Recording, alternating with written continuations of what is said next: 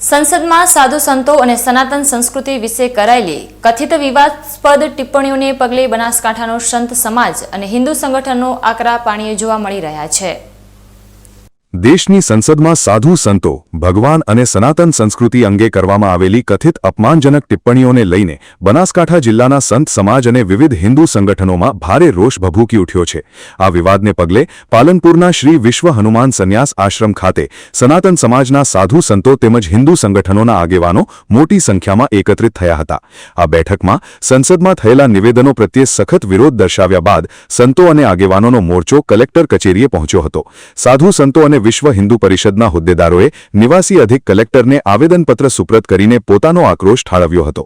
આવેદનપત્રમાં માંગ કરવામાં આવી છે કે સનાતન સંસ્કૃતિ અને સંતોનું અપમાન કરનાર સંબંધિત સાંસદો સામે તાત્કાલિક અસરથી એફઆઈઆર નોંધીને કડકમાં કડક કાનૂની કાર્યવાહી કરવામાં આવે, જેથી ભવિષ્યમાં કોઈ આવી ટિપ્પણી કરતા વિચાર કરે। આજ પૂરા ભારત વર્ષના સનાતની ધર્મના બધા જ વર્ગોના સંતો અને સમાજ બહુ જ દુઃખી છે। એક વ્યક્તિ સંસદને અંદર જવાબદાર સંસદનો વ્યક્તિ સનાતન ધર્મનું જો અપમાન કરી શકતો હોય તો આ સનાતન ધર્મ સહન કરી શકે નહીં। આજ એને કર્યું, કાલે બીજો પણ કરી શકે છે। અમારો સખ્તમાં સખ્ત એનો વિરોધ છે। એવા વ્યક્તિને ખરેખર સજા થવી જોઈએ, એમનું સભ્યપદ રદ થવું જોઈએ, એવી અમારી બધા સંતોની માંગણી છે। આજ આટલા બધા દુઃખી છીએ અમે, સનાતન ધર્મના સંતો પણ આજ દુઃખી છીએ કે આવા વ્યક્તિઓને આપણે છૂટીને કેમ મૂકતા હશે।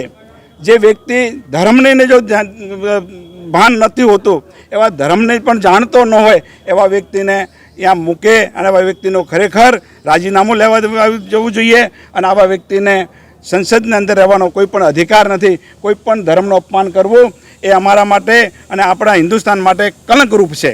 આવેદનપત્ર પાઠવ્યા બાદ સંત સમાજે મીડિયા સમક્ષ આક્રોશ વ્યક્ત કરતા જણાવ્યું હતું કે સંસદ જેવા પવિત્ર મંચ પરથી કરવામાં આવેલી આવી બિનજવાબદાર ટિપ્પણીઓથી દેશના કરોડો હિન્દુઓની ધાર્મિક લાગણીઓ દુભાઈ છે। આથી માત્ર કાનૂની કાર્યવાહી જ નહીં, પરંતુ સંબંધિત સાંસદોનું સંસદ સભ્યપદ પણ તાત્કાલિક રદ કરવામાં આવે તેવી પ્રબળ માંગણી કરવામાં આવી છે।